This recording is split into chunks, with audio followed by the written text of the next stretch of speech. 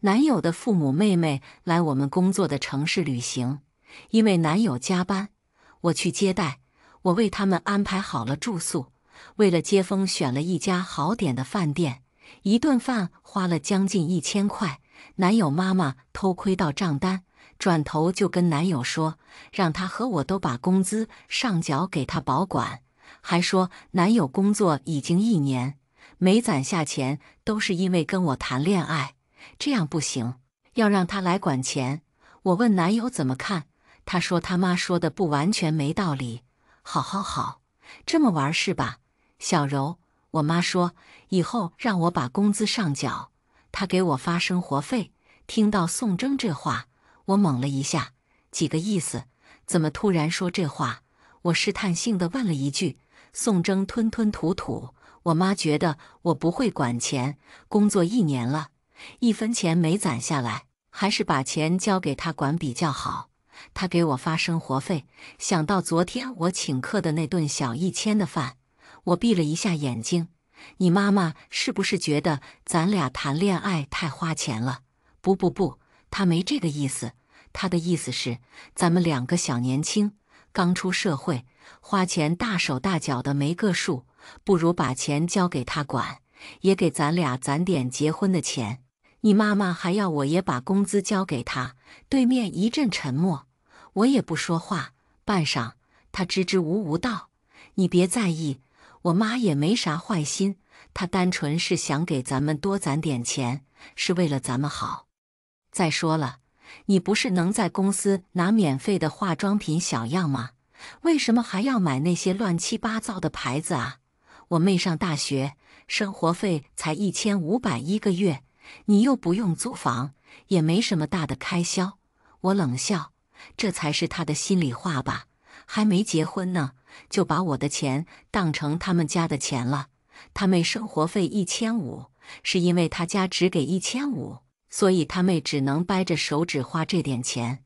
我想买啥买啥，是因为我有钱，我家里人也有钱，又不是我欠他们家的，接待他家里人的钱，我就当喂狗了吧？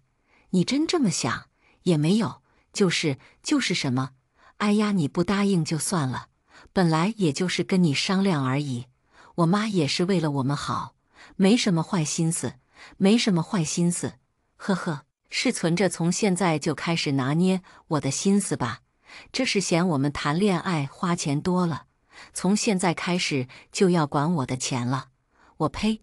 我叫杨心柔，在一家品牌化妆品的直播间做助播。宋征是我大3谈的男朋友，现在已经谈了3年。他在一家小企业做网络前端，他拿的是底薪和奖金，我拿的是底薪和提成。综合下来，我们2个差不多，都是8000至12000一个月。我家给我在市里买了房，我存不下钱，是因为我要还房贷。他存不下钱，我实在是不知道为什么。他租的房1个月2000，吃喝1个月也就2000块，衣服鞋子之类的基本上都是我给他买，剩下的钱他都花哪儿去了？干什么能每个月花那么多钱？而且他妈说他攒不下钱，关我什么事啊？他的钱能花多少在我身上？他送过我最贵的礼物就是一瓶爱马仕的香水。挂了电话，我气得睡不着觉。起来算我们2个来往的账目，不算不知道，一算吓一跳。刚谈恋爱那会儿，我们都还在上学，拿的是家里给的生活费，但我在他身上花的钱是他给我花的2倍。他送给我的都是一些零食、毛绒玩具、零散的鲜花，100元左右的国产口红。我送他的是全新机械键盘、高功能耳机，一个就要648的游戏皮肤。出去吃饭是他请客，不过一般就是些麻辣拌、烧烤、大盘鸡这类的小吃店。总体算下来，大学期间他在我身上花了大概5000，我在他身上花了将近9000，工作以后更是了。我每个季度给他买2、3身新衣服，都是中高档品牌。他呢，情人节送了我一瓶爱马仕的香水，其他节日一朵花一顿饭就把我打发了，我还觉得挺浪漫。这一年我就给他花了2万多呀，他掏的钱有没有5000？我咋没察觉出来呢？反思了一下，也不怪我，实在是他太会画饼了，动不动就是宝宝。你不要羡慕别人，老公迟早也会给买这个的。喜欢不？喜欢等老公发了奖金给你买。喜欢这个呀？那今年的生日惊喜就是这个了。等生日的时候收礼吧。还有什么？你想要个啥样的婚房？老公努力攒钱，争取早点付首付。我听着这些甜言蜜语，感觉心都化了，手一挥就是买买买，连他的内裤袜子都是我买的。操！我这是谈了个男朋友，还是抱了个小白脸儿？我这是送上门给他当妈了不是？他妈还怎么有脸说让他管工资？我气得脑袋疼。忽然接到了一个电话：“喂，您好，小柔啊，你好呀，我是宋征的妈妈。”“阿姨您好，有什么事儿吗？我想问一下，你们平时都是怎么出去玩的呀？”宋征的妈妈开始旁敲侧击地问我们平时怎么约会，花多少钱，是谁出钱，好像生怕我多花了他儿子1分钱一样。我实在不想忍了。阿姨，您要是觉得我和您儿子约会花钱太多呢，可以让他跟我分手，重新找一个花钱少的。哎呀呀，小姑娘怎么这么说呀？阿姨没这个意思，那您是什么意思呢？这些东西问宋征不就行了吗？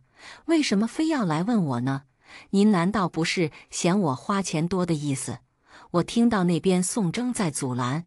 哎呀妈，行了，别说了，行了，妈。宋征妈呵斥了他一声，然后又笑眯眯地跟我说：“阿姨没有那个意思，不是嫌你们花钱多，就是呀。你看我们家宋征在本地也没有房子，是要攒钱买房娶你的呀。所以阿姨想啊，你们以后就在家里坐着吃吃就好了，不要总是出去嘛。外面的东西对身体也不好，吃来吃去的还容易长胖。小柔会不会做饭呢？不会的话，这2天过来一趟吧，我教你几道铮铮爱吃的菜。”我张了张嘴，被这种理所当然的态度气得不知道该说什么。阿姨，我也是要上班赚钱的，我们2个一南一北，开车都要1个多小时，你让我每天过去给他做饭？哎呀，也不用每天来嘛，隔3差5来一趟，给他洗洗衣服做饭，多温馨呀，不比在外面吃那些乱七八糟的东西强。他还在继续说，实在不行你就过来和铮铮住一起嘛，反正你们也是要结婚的对不对？没必要还非得分开住了。我闭了一下眼睛。阿姨，这些是你的意思，还是宋征的意思？哎呀，我的意思就是他的意思了。从小铮铮就听我的话嘛，我要求的事情他肯定答应的呀。阿姨，我不是宋征，您也不是我的妈妈，所以呢，您说的这一切事情我都不答应。顺便您跟宋征说一声，我们2个分手了。我用力挂断电话，手指甚至摁裂了屏幕上的钢化膜。以前怎么没发现宋征是个妈宝？我还没嫁给他呢，他妈倒想在我面前摆婆婆的款了哈。分手，一定要分手！我咬牙切齿地把他所有的联系方式都拉进了黑名单，把头蒙进被子里哭了好久。我们2个有1个星期没有联系，直到1周后，我在我家楼下见到了宋征，他手里捧着一大捧我喜欢的粉色泡泡玫瑰，手里还拎着一个蛋糕。见到我，他眼睛一下子亮起来了。小柔，我终于见到你了。我停下脚步，冷着脸，你找我干嘛？不是都分手了吗？我把我妈他们送走了，不分手好不好？咱们不分手行不行？我爱你呀！我冷笑了一声。你爱我，就是由着你妈妈欺负我，还没结婚就想让我去给你当保姆。宋征，嗫嚅，我妈那也是为了我好，他没考虑到你，只想着我了。我替他向你道歉，行不行？对不起，你道歉有什么用？你妈妈一过来，当着他的面，你不是一个屁都不敢放。他急得团团转。我发誓，以后不让我妈过来，行不行？他们3年5载的也来不了1、2次。平时不还是咱们2个人过日子吗？我上下扫了他2眼。你说不让你爸妈过来，他们就不过来了。宋征连忙凑上来，那肯定，主要是咱们这边消费也高，我妈我爸那点退休金过来肯定不够用。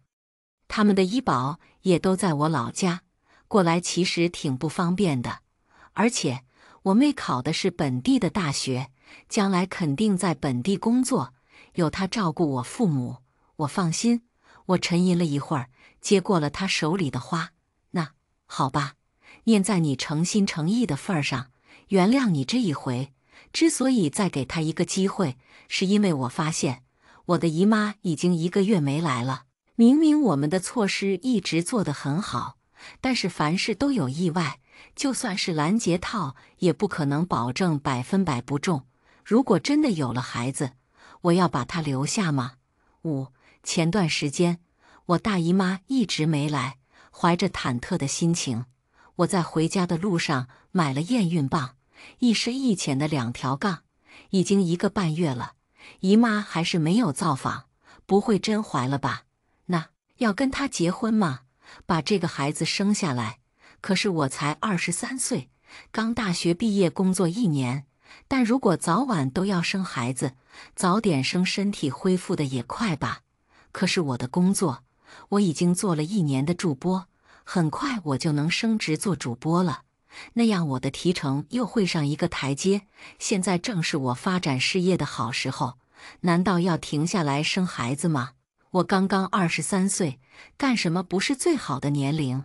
我把事情和我爸妈说了，我妈的意思是，反正现在只是怀疑有了，还不能完全确定。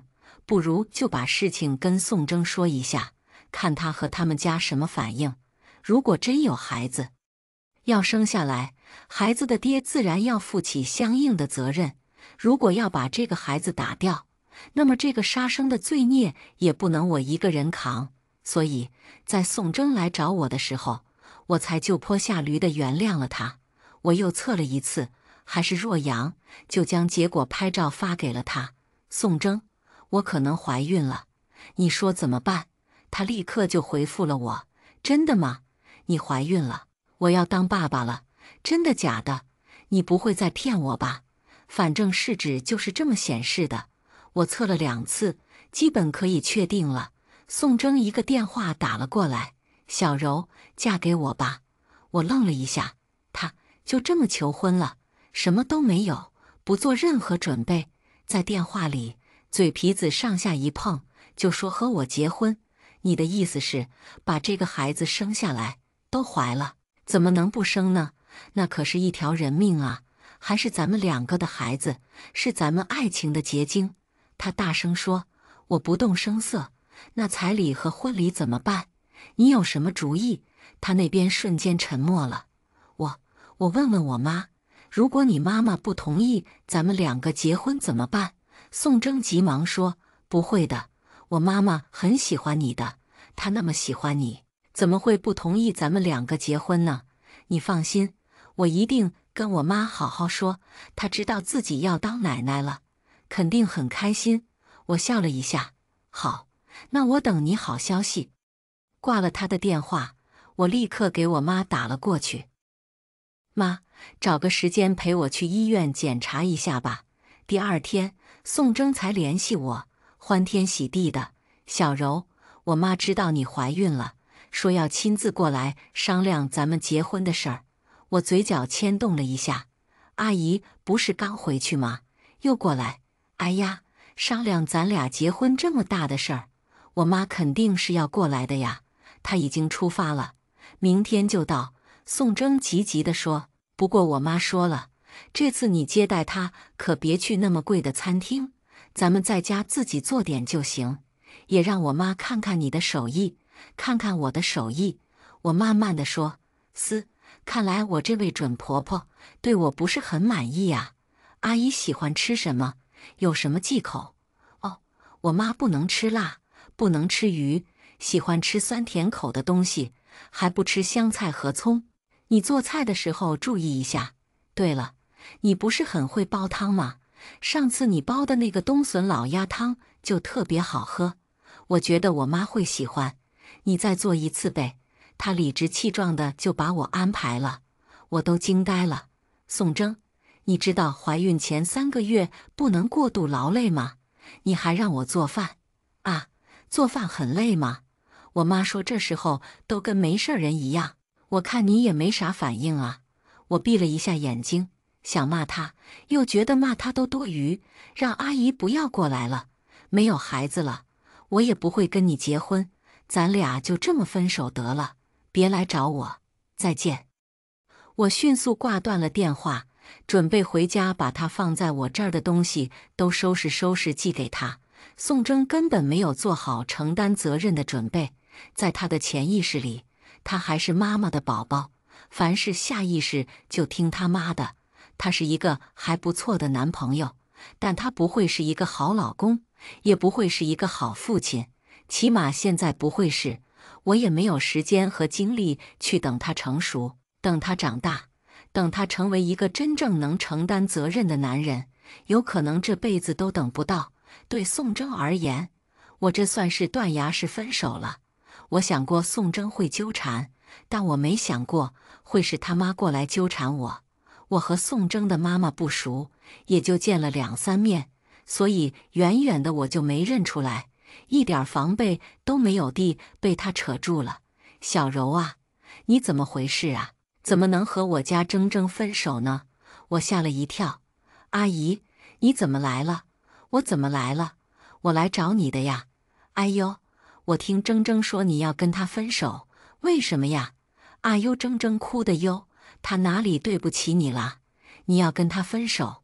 我深吸一口气。阿姨，我觉得宋征现在的状态不适合进入婚姻，我也没有时间陪他长大，所以我要跟他分手。哦，正好，阿姨，你把他放在我这里的东西拿走吧，省得我再寄一趟了。宋妈妈的眼睛一下子睁大了。哎呦，不得了了，你肚子里都有我家铮铮的骨肉了呀！你要分手，是不是要把孩子打掉？怎么忍心的哦？你肚子里死过人，将来孩子不往你这里投胎的呀！我翻了个白眼儿，那是我自己的事儿，和宋征没关系。我们已经分手了，请您和宋征以后不要来打扰我，好吗？他上下打量了我2眼，忽然摇头，笃定道：“不对，你肯定没打胎，打胎是要坐小月子的。你现在好好站在这里，孩子肯定还在你肚里。”宋妈妈一下子倨傲起来：“你这样的小姑娘家，我还不懂，肯定是想要钱吧？那行，彩礼88000块，行了吧？我们那边都不讲彩礼的，肯给你都是看在你肚子的份儿上。”我不耐烦地扒拉开她的手：“阿姨，弄错了，我没怀孕，没有孩子，不结婚，不要你家彩礼。我说的还不够清楚吗？”她不相信地瞪大了眼睛：“你都给我儿子发那种照片了，怎么可能没孩子？哦，我知道了，你想涨价是不是？哼，在我们那儿，女人没生孩子都进不了家门的呀。我可告诉你，你肚子里有我们家的崽了，要是不跟我儿子结婚，看谁要你。还有，结婚以后，你的工资卡和彩礼钱也交上来给我管。你们年轻人手松，动不动就奶茶外卖的，我不放心，我实在没耐心听下去了，转身就走。今天这个家我不回了，大不了我上我爸妈那儿住去。宋征他妈果然难缠，还好及时跟他分手了。还好我没有真的怀上孩子。我没怀孕，虽然2次用验孕棒查出弱阳性，但我知道会出现这种原因的结果不止怀孕一种。果然，我让我妈陪我去医院验了血，做了 B 超，证实没有怀孕。而是子宫内膜增生，用着一个不存在的孩子。我也试探出宋征是什么人了，这样我们的感情在我心里也算断得干净，也就不必午夜梦回，还惦念他以前对我的那些好。我把他的微信从黑名单里拉出来，前2天去医院查了，我没有怀孕，出现弱阳氏其他问题，我们分手了。你别让你妈妈来找我。她几乎是立刻就给我回了消息。不，我不信，小柔，你嫁给我，我离不开你，你要什么我都给你。咱们不是一直都好好的吗？咱们刚和好，你为什么又要跟我分手？你是不是外面有人了？你找到下家了，对不对？小柔，咱们这么多年的感情，真的不能从校服走到婚纱吗？我苦涩地笑了，不为别的，为了我逝去的爱情，我要跟你分手。发了这条消息，我就又将他的微信拉黑了。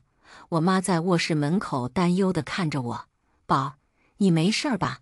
我勉强笑了一下，摇摇头，没事儿，妈，我很快就好了。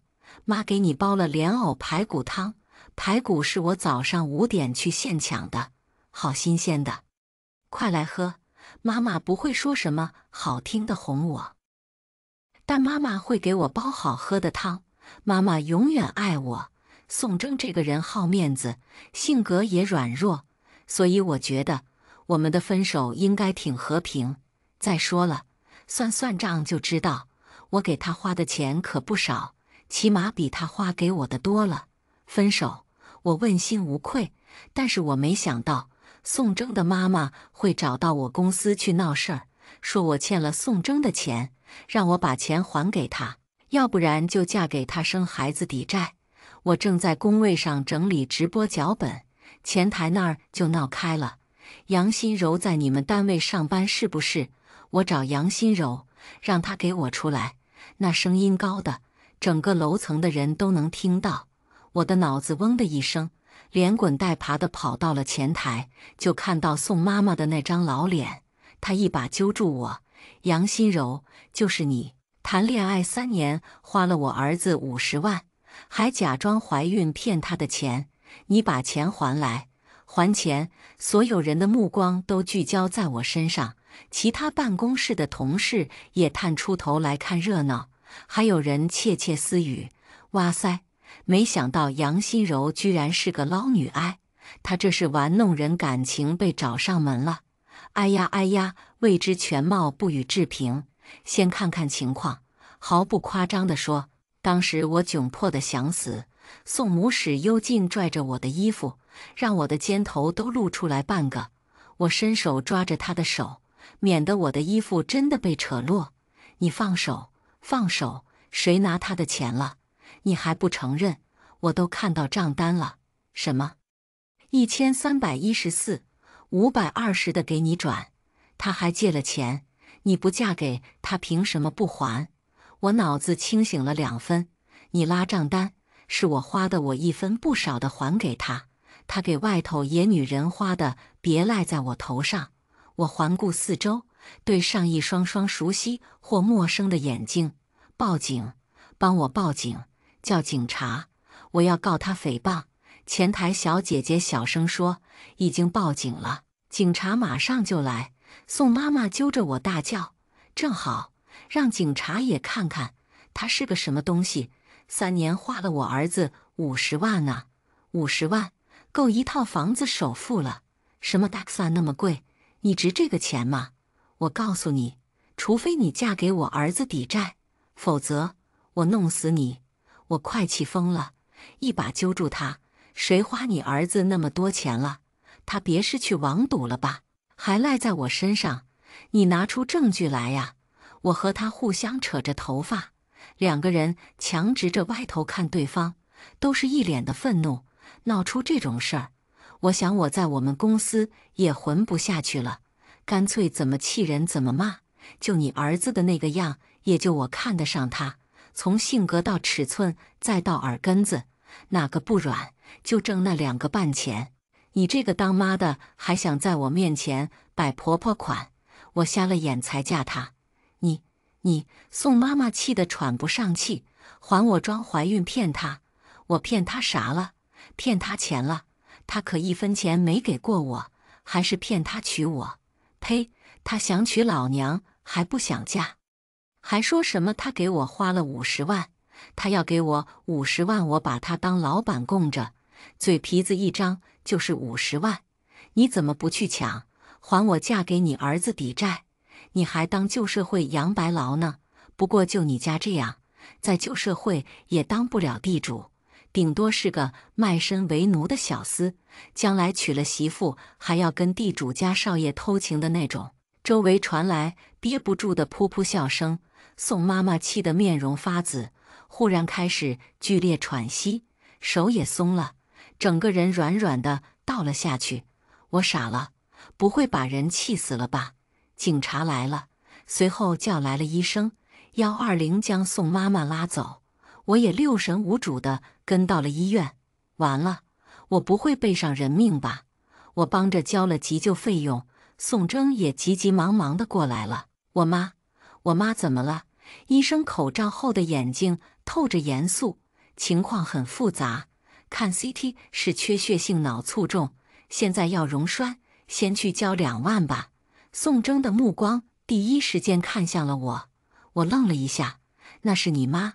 你不给交钱，她嗫嚅道：“你知道我刚工作1年，没攒下什么钱，我妈的钱我也不知道密码。再说了，是你把我妈气的。”我气笑了。医生皱着眉，脑梗的最佳抢救时间是4个半小时，你们赶紧交钱，别耽误病人病情，到时候影响预后的。我盯着宋征的眼睛，不知道密码就去问你爸。我告诉你，就算你妈今天死在这儿，我也不会再交1分钱。宋征委委屈屈的到一旁打电话去了。我坐在抢救室的门口，焦急又生气的等待结果。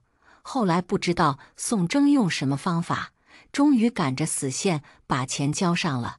但不知道是不是因为耽误的这点时间，他妈抢救过来了，但是偏瘫了。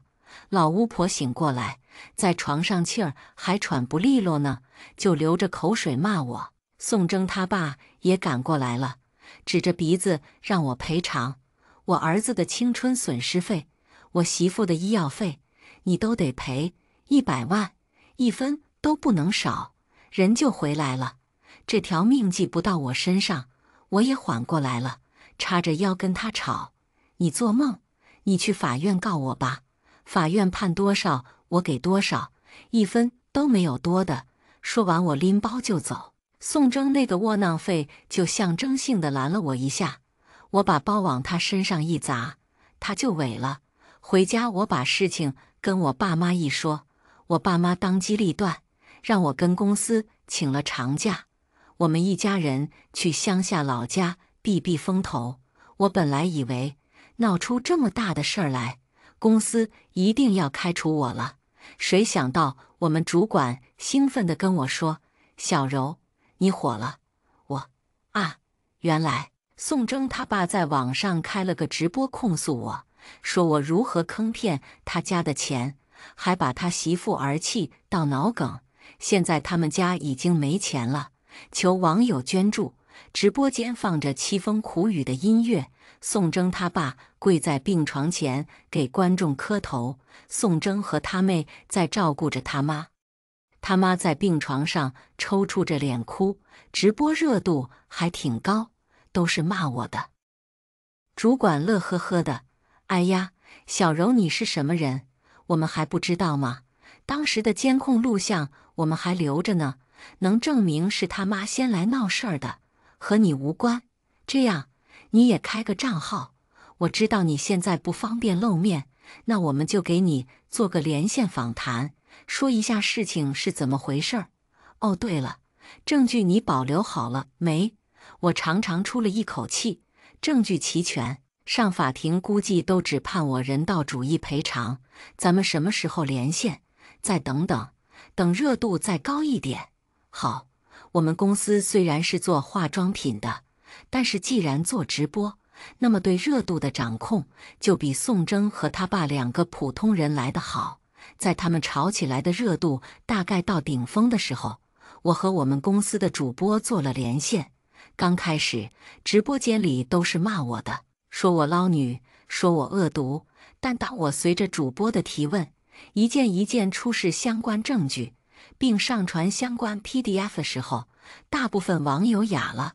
等主播放出他妈大闹我们办公楼的场景，网友秃们都感觉自己被愚弄了。也就是说，没有50万。呵，我说他们怎么说的含含糊糊的，合着那女的是去人家公司闹事儿的，那被气死也活该吧？就是，这姑娘还给垫了医药费呢，算好人了。不是，既然那50万没给这姑娘，那他们家为啥没钱啊？是啊，不是说房子都卖了吗？他们还出示了证据呢。是啊，这是怎么回事儿？主播意味深长地笑了笑。在遇到这件事后，我们也进行了调查，最终查出和我们小姐姐谈恋爱的宋某，因为网赌欠款120万。我惊呆了，我居然一点也不知道。网友们也一片哗然。操，合着是赌狗，房子卖了是给他还赌债的。靠，他妈还怎么有脸去讹人家小美女？我还给他们捐了钱，恶心，让他们还钱，怪不得他妈让他上交工资卡。我还以为单纯是妈宝，还想让小姐姐也上交工资卡，这是吸血呀！是啊，我还说呢，他妈为什么要他上缴工资卡？为什么还想要我的工资卡？闹了半天是他欠债呀，120万，他怎么敢的？他爸妈倾家荡产也还剩50万。现在盯上我了，想把我骗进他家还债。只是他妈以为我怀孕了，吃相太难看，没想到把我吓跑了，这才情急之下来我们公司闹事儿。主播微笑，看来我们小柔是不知道这回事儿了。我连连摇头，不知道，完全不知道。要是知道，我早就跟他分手了。如果是因病致贫，或者家境不好，这些都可以协商，都可以用感情来抹平。但是赌博和欺骗，绝不原谅，绝不妥协。小姐姐说的对，不做恋爱脑，赌狗都去死啊！我热烈鼓掌，赌狗都去死，骗人感情的赌狗更该死。直播圆满结束，我和主播小姐姐都涨了一波粉丝，公司也有意培养我转主播，一切都在向好的方向发展。这时候，我突然收到传票，宋征以故意伤害罪起诉了我。我气笑了，本来看在流量的份上，没打算跟他们一般见识的，但现在看来，我不计较也不行了。我反手就告他们造谣生事，故意诽谤，用虚假故事骗取网友钱财。2个案子前后脚开庭，1号厅开完4号厅，我们图轮流当被告。嘿，不过结果不出我所料，他告我故意伤害罪不成立。就算法官看他们家情况不容易，给他们家加了点同情分，也改变不了他妈上门寻衅滋事的事实。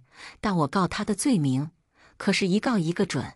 哦，对了，我还加上了让他返还恋爱期间的财物。最后2个案子判下来，总的算下来，他还得倒找我2万块钱。判决书都下来后，宋征用一种难言的目光看着我：“小柔，你真的要这么绝情吗？”我起了一身的鸡皮疙瘩。他演偶像剧呢。我转身想走，没想到他咯噔一下跪了下来，他妹还帮忙抱住了我，不让我跑。姐姐，你家有钱，别跟我们家一般见识了行吗？就是小柔，看在咱们这么多年的感情上，我妈还躺在病床上，半边身子都不能动了呀。我气得头疼。拜托，不是你们先算计我的，不是你们的妈来我们公司闹事儿的，不是你们直播抹黑我的，不是你们起诉我要我赔钱的，你们还反过来让我不计较，你们哪来的脸？放手！法警，救命！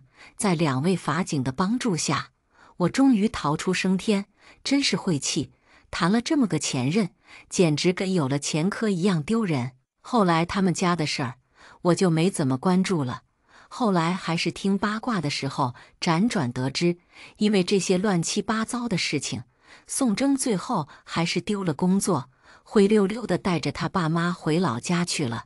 他妈后来又脑梗一次，从天瘫变成了全瘫，这没过多久人就没了。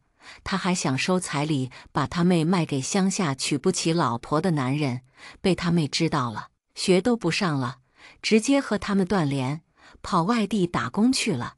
至于他们父子2个，后来也不知所踪，或许被高利贷卖到东南亚去了吧，谁知道呢？关我什么事？接下来我们来听下一个故事。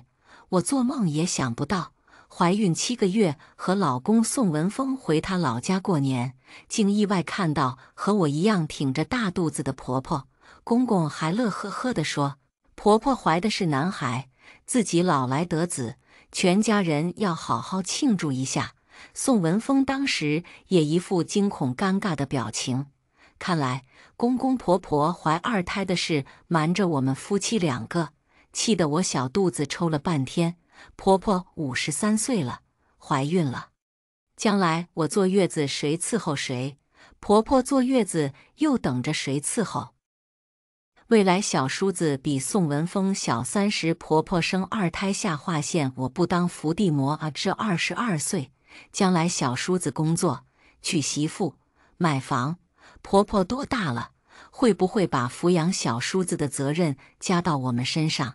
还有一点，我当时嫁给宋文峰时，公公婆婆说他是独子，家里的一切都是他一个人的。基于这一点，公婆不愿出彩礼。我也是独生女，我妈觉得宋文峰是独生子，父亲是人民教师，家里有2套房子，工作又很有前途。虽然不太同意公婆说的不要彩礼，但想想很快就成为一家人了，就勉强同意了不要彩礼，让我嫁了。结果现在婆婆要给30岁的宋文峰生个弟弟，这不是过河拆桥，欺负老实人吗？还有最重要的是，我们2个人在省城工作，一直是租房住。宋文峰老家有2套房子，结婚前公公婆婆说要把1套卖了，给我们付个首付，解决我俩的住房问题。现在婆婆有了2胎了，这房子，我摇摇头，都不敢往下想了。我忍住了和50多岁的公公婆婆理论一番的冲动，晚上睡觉时，冲着宋文峰委屈地抹起了眼泪。你爸妈都50多岁了，这么大年龄生孩子，这让我们怎么办？宋文峰显然和我一样心烦意乱，但还是耐着性子哄我。慧，我知道你的顾虑，你放心，我们请个月嫂帮着带孩子。那房子呢？你放心，我爸妈答应给咱们付首付的，这个也没有问题。本来我可以心平气和地和婆婆说说这么大年龄生孩子的一系列问题，但是那天我刚开了个头说现在养孩子不容易，光是教育方面就要花费大量的时间，辅导作业。话还没说完，婆婆就堵住了我的话，谁也没有权利阻挡别人生孩子。现在国家也提倡生2胎，我们也是积极影响国家的号召。再说了，有了老2，将来我们养老也有人帮你们分担，不能光说2胎不好的，要想好的一方面。我是担心你和爸的精力跟不上。慧，老2将来就是文峰最亲的人，兄弟俩遇到事情也有商有量的，你什么都别说了。我和你爸下定决心要生老2了。我纳闷，婆婆是不是老糊涂了？2胎怎么能是文峰最亲的人？我肚子里的才是文峰最亲的人，好不好？还说什么亲兄弟有商有量，也不看看年龄差了30岁，和宋文峰的孩子一样，商量什么？算了，婆婆听不进去，我只能放弃了。接下来就是过年打扫卫生，准备吃食。过年是要大扫除、蒸馒头、准备吃食的，我婆家自然也不例外。可是现在家里有2个大腹便便的孕妇，显然只能让2个男人忙里忙外地打扫卫生了。宋文峰妈妈爱干净，捧着大肚子指挥父子俩大扫除，我就一个人下楼散心了。看着婆婆挺着大肚子的样子，我觉得别扭。小区里一派喜气洋洋过年的氛围，我很快就和楼下2个带孙子的阿姨聊了起来。你是谁家媳妇？其中一个带孙子的50多岁的阿姨问。阿姨，我是宋文峰媳妇。我有点腼腆，毕竟和别人不熟悉。哦，宋老师的儿媳妇。宋文峰爸爸是中学老师。旁边另一个皮肤很白的阿姨若有所思地笑笑，这种感觉让我很不舒服，感觉自己是被围观的大马猴。你婆婆怀的是男孩，你知道吗？那个多嘴的阿姨问。知道，我勉强回答。这孩子心胸真宽阔，要是换我家儿媳妇，那房顶都要被掀翻了。阿姨又说，为什么呢？我不由得问。争家产呗，多一个儿子就要少分家产呢。阿姨很自然地说，我们以后在省城生活，就要个房子首付款，其他什么都不要，我们自己奋斗。我自信满满，宋老师太幸运了，娶了你这么好的儿媳妇，以后可以帮你公公婆婆照顾照顾小叔子。说完，2个妇人对视了一眼，眼神带着对我的怜悯，这让我很不舒服。想离开嘴碎的妇女们，谈不上照顾。我们在不同的城市生活，没有什么交集的。我庆幸地笑笑，幸好自己和婆婆不在同一个城市。我离开了2个妇人，背后传来了2人低声议论的声音。这媳妇真傻，孩子不是给老2口生下了，是给这小2口生下了。嘘，小声点，别让人听到了。嫌吃萝卜淡操心，又不是我生的，婆婆怎么能让我照顾？婆婆生的就应该婆婆养，心里清楚这个道理。但是听了他们的话，我心情还是更加烦闷了。百无聊赖地逛了超市，买了爱吃的酸豆角，想让宋文峰晚上给我做个酸豆角炒肉末。回到家已经是下午了，家里也差不多打扫干净了。看到我挺着孕肚，宋文峰忙接过我手里的购物袋，晚上给你炒你爱吃的酸豆角肉末。我心情总算好了点，有个疼自己的老公比什么都强。晚饭是宋文峰做的，公公年龄大了，稍微干点活就累得直喘气。我喊了婆婆吃饭，一家人坐在桌子上，婆婆尝了口酸豆角肉末，直夸好吃。公公直接把盘子拉到婆婆面前，你爱吃就多吃点，酸儿辣女多吃点。我儿子长得壮壮的，我的脸顿时拉了下来。宋文峰忙打圆场，慧慧也爱吃这个菜，我给她拨点过去。公公似乎才意识到还有我这个儿媳妇的存在，不好意思地说，你也多吃点，你也怀着孕呢。爸妈，你们似乎都没有关心我怀的是男是女呢。我扒拉着米饭突然说，饭桌上顿时鸦雀无声。是的，我回来几天了，公婆从来没有问过我身体怎么样，舒不舒服，胎儿产检情况。哟，这不是快过年了，忙得忘了吗？婆婆不自然地笑着说，再说了，生男生女都一样，都是我们孙子。就是，生男生女都一样。公公笑着说，那妈怎么去看自己怀的是男孩了呢？我拨弄着碗里的酸菜肉末，桌子下面宋文峰轻轻踢了我一脚。这，你妈好奇，所以公公支支吾吾地说，我也很好奇，你们不好奇吗？我不动声色地问，慧慧，你要是想知道，过完年我带你过去看看。婆婆总算放下筷子，认真打量了一下我这个怀孕的儿媳妇。也许是自己怀孕了太高兴吧，婆婆真的从来没有把未来孙子放在心上。过年时，家里来了很多亲戚，大部分我都不认识，只是机械地跟着宋文峰称呼。宋文峰下厨招待亲友，我就打打下手，而婆婆就挺着孕肚坐在沙发上嗑瓜子，和亲戚唠嗑。亲戚走了以后，扔下一地的瓜子皮、橘子皮、香蕉皮，婆婆就进屋休息了，还要我这个月份更大的孕妇收拾屋子。不知不觉，心里的不满就增多了。初4那天，宋文峰的小叔过来了，小叔也在省城工作，很关心我们。我陪着小叔聊了会天，婆婆就指使我给小叔切水果。5个月的孕妇指使7个月的孕妇，我心里又是委屈又是不满。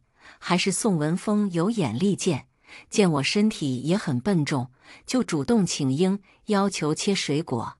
我委屈的想抹眼泪，就去了卫生间洗了把脸。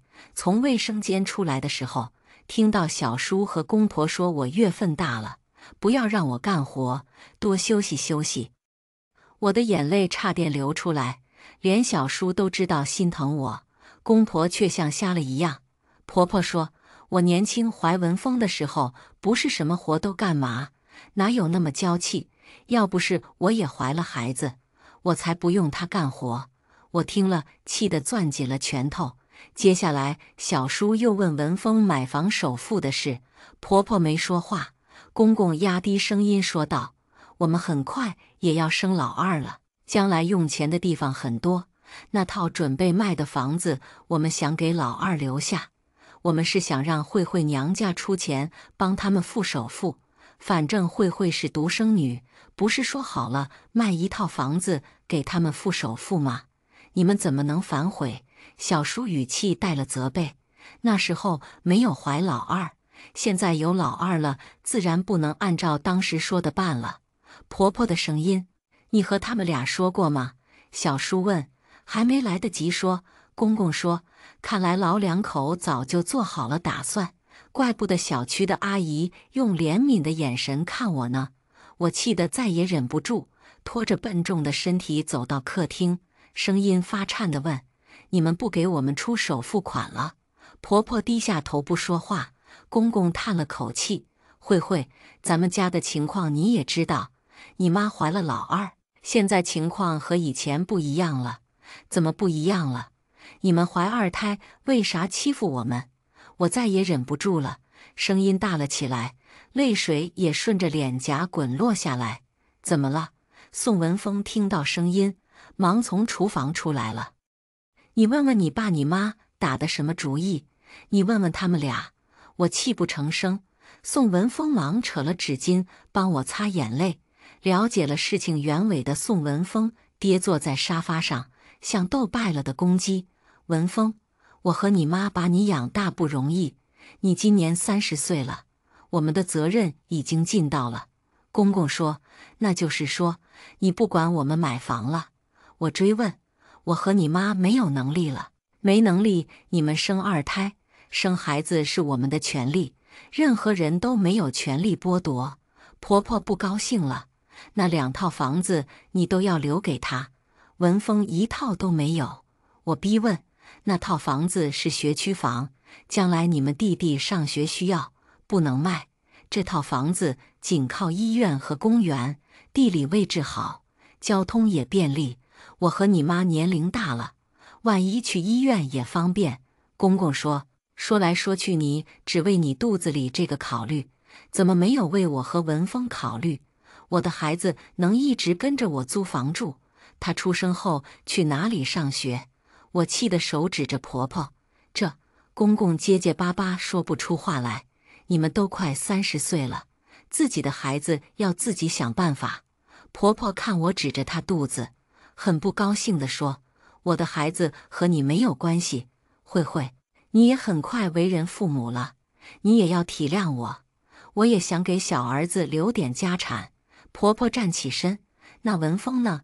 你不给他留点家产，你们自己能赚钱？你肚子里那个难道以后是残疾，不能赚钱？”我快疯了，连日来积压的不满和委屈都要发泄出来。“慧慧，你疯了？说什么呢？文峰站起来，一把拽住了我的胳膊。你这么狠毒，诅咒一个还没有出生的孩子，你太没教养了！婆婆气得嘴唇发抖。你有教养？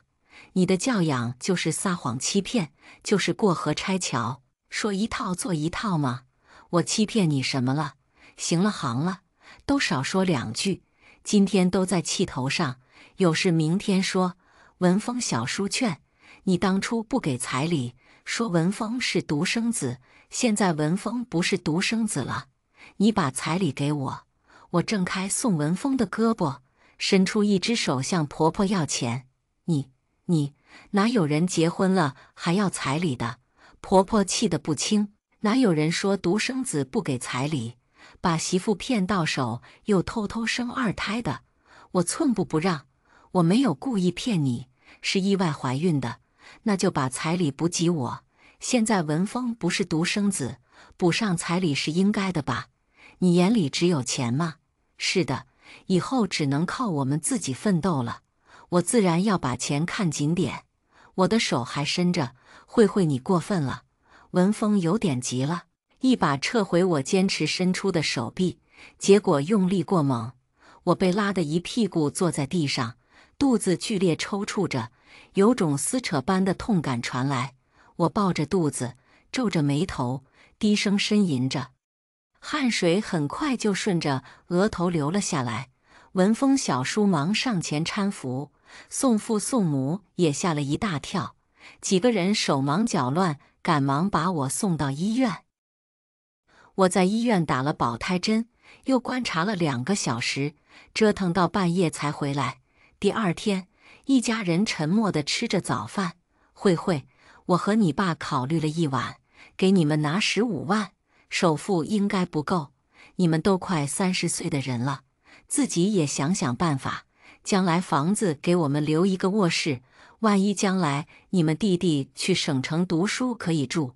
婆婆张嘴，昨天我差点小产，她也吓了一跳。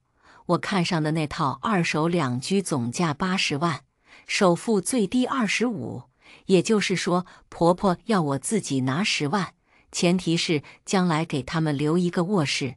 我没有10万，我低着头，婆婆出15万，就想要价值80万2居室的一间房，真是太贪婪了。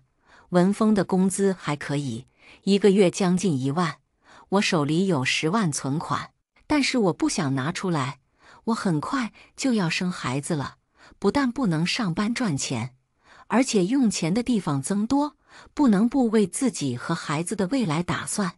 再者，房子就2间，给小叔子留1间，自己的孩子将来住哪里？那不行，找你妈借点。公公试探着说，你们那套房子卖60万很轻松的。我放下筷子，看着公公婆婆，那房子不能卖，将来老二上学要用，那是学区房。公公说，你们这套房子卖60万也行的。我继续说，这是我们将来养老的房子，不能卖。得，车轱辘话又来了，左右一套房都不能卖，文峰什么家产都得不到，那我们什么都不要了，我们自己想办法借钱买房，不用你们出1分钱。我镇定地说，真的。婆婆眼里闪出了惊喜的光芒，真的。我神态淡定，慧，你闹什么？我们哪来那么多钱？文峰轻轻推推我，我们净身出户，当然以后也不赡养父母，爸妈的家产都留给老二，以后老二赡养父母。我看着文峰说，什么？3个人异口同声地说，你怎么能这样对我们？我们养大了文峰，他就应该给我们养老。婆婆激动地站起来，孕肚挺得老高，别动了胎气。公公忙安慰婆婆，文峰，你选择吧，要么和我净身出户，要么我们就离婚。你做你父母的好儿子，你弟弟的好哥哥。我今天一点都不激动。早上文峰做早饭时，我下楼和我妈打电话说了此事，我妈也气坏了。有了老二就不要老大了，当初说好的不要彩礼，给孩子们买房子，现在全变卦了。我妈气归气，可想了想，还是劝我别生气，买房子就从她那里拿钱。毕竟我现在怀孕7个月了，不能生气。我妈只有我一个女儿，自然是要帮衬的。当然，要求净身出户是我自己想出来的，和我想的一样。我提的要求，宋文峰没办法答应，宋父宋母也不答应，就连我自己都知道这不合法。但我就是气不过公婆这样偏心眼，说话没诚信。第2天，我和宋文峰就要返回省城了。一大早，婆婆就难得起床做了早餐。吃饭的时候，婆婆拿出存折，面容慈祥：“慧慧，这存折上面有25万，够你们买房首付了。”我没言语。宋文峰高兴地一把接过存折：“谢谢妈，买下那套2手房，慧慧就可以安心生孩子坐月子了。你别高兴得太早，我们是有条件的。”宋父一脸严肃地敲着碗：“什么条件？”宋文峰喜滋滋地把存折推到我跟前，像是炫耀自己在家里还是很受父母重视的。以后你要抚养你弟弟，我和你妈年龄大了，万一有什么病什么灾，你弟弟就要你们养了。宋父语重心长地说。啊！宋文峰惊讶地叫道。刚才的严父慈母此刻就像2个蓄谋已久的劫匪，早就设好了圈套，等着我们往里面钻。钱留着照顾你们小儿子吧，我们也有自己的孩子要养，养不了你们的孩子。我把存折推回到宋父跟前。宋文峰觉得我这么做有点过分，但是又不知道怎么办好。钱都给你了，这样的要求你都不答应，长嫂如母你没有听过吗？宋父气得筷子都颤起来。长嫂如母那是父母双亡的情况，你们这不是都好好活着吗？我们年龄大了，身体不好，知道自己身体不好还要生孩子，是给我生的吗？我直接打断公婆的话，说过了是意外怀孕，医院难道不做人流？做人流对身体不好，你妈的身体本来就不好，人流对身体不好，生孩子对身体好，熬夜带小孩对身体好。慧慧，你闭嘴！爸妈，听我说一句吧，你们年龄大了，身体不好，确定自己有足够的精力照顾好孩子吗？现在带孩子不像以前了，要经常用手机上课，下载各种软件，各种培训班、辅导班、家庭作业。你们真的能担负起年轻父母都觉得沉重的担子吗？宋文峰插嘴，今天他也想说说心里话，所以我和你爸想把老二托付给你们。婆婆说，妈，不是我们推脱，现在年轻人抚养孩子都需要父母帮衬，你们不帮我们带孩子也就算了，还要我们帮你带孩子，你觉得合适吗？宋文峰无奈了，只能实话实说，我要上班赚钱，孩子出生后慧慧就不能上班赚钱，而且现在养孩子很费钱，等孩子大点，慧慧可以上班赚钱了，孩子用钱的地方会更多，而且我们还有沉重的房贷需要偿还几十年，请你们也站在我们的角度想一想。这是宋文峰第一次说心里话。宋父宋母听了儿子的话，没有再吭气，但也没有再把存折给我俩，这钱终究还是想留着养老二。宋文峰一贯孝顺懂事，公婆不相信他能做得出这样的事。我们回到省城，我妈随后也到了省城，拿出多年的积蓄帮我们付了首付，买下了那套2手房。我妈看我还没到生产月份，就又回到了小县城。她并不想和我住一起，主要怕宋文峰不习惯，受拘束。别人是一个女婿半个儿，我妈这里是一个女婿顶一个半儿。买下房子后，我和宋文峰开展了一次严肃的谈话。你爸妈心里根本没有我们，只有你弟弟。既然这样，以后我们不和他们来往，也不许你帮着照顾老二。你爸妈虽然把你养大了，但财产一分都不给我们。以后我不会照顾他们，你也不许去。如果他们生病了需要钱，我们可以出一半，但是人不许过去照顾。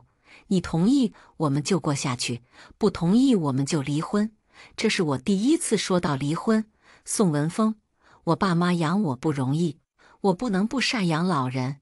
我没说不赡养，我们出钱，这有点过分了吧？财产一分不给我们，这过分吗？人家给你15万，你不答应啊？15万都不够首付，好不好？当初说好的卖掉一套房子付首付，为什么食言了？说好你是独生子，不给我彩礼，是不是也食言了？我说的句句在理。宋文峰没了词，你答不答应？我爸妈不需要我照顾，你想太多了。我答应，行了吧？宋文峰觉得理亏，勉强答应了。一晃2个月就过去了，我到了预产期，我妈也到了省城。生产那天，我妈给宋文峰打了电话，通知他赶紧到医院。宋文峰刚到医院，就接到了公公的电话，婆婆身体很不舒服，刚进了医院，通知他赶快回老家一趟。等不及宋文峰说我正在医院生孩子，宋父就挂断了电话。那一刻，我痛苦万分地躺在产床上，手紧紧抓着栏杆，咬着牙，强忍着宫缩带来的痛苦，脸上大颗的汗水往下淌着。我能看出宋文峰很心疼我，他紧紧抓着我的手，给我加油鼓劲。可是他的电话响了又响，我忍着疼痛问他谁打来的，他支支吾吾说是他爸打的。很快，公公又打来了电话，扯着嗓门大喊，问他坐上动车了吗？什么时候到？我听得清清楚楚。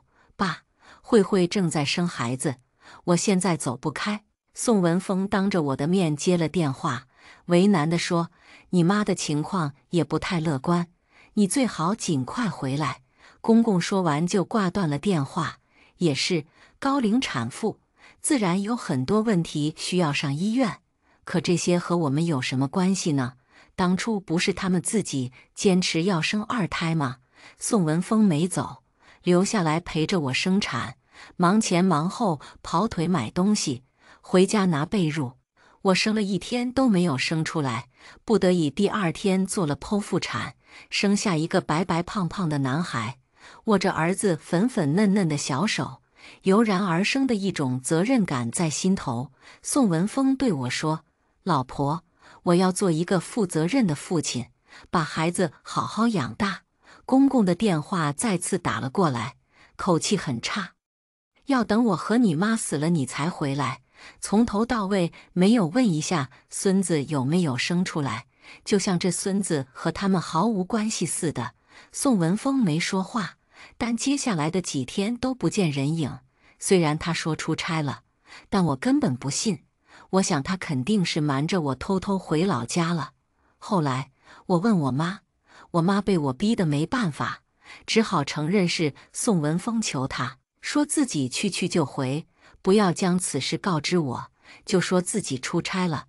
大概1周后，宋文峰才拖着疲惫的身体出差回来。他抱着儿子亲了又亲。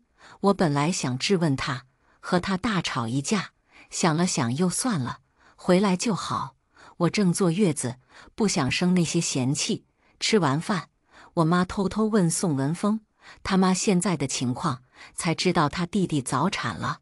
婆婆是高龄高危产妇，患有妊娠高血压，医生建议马上剖腹产，可婆婆不想孩子才7个月就出生，坚持等到足月，但是医生已经下了最后通牒，要马上剖腹产。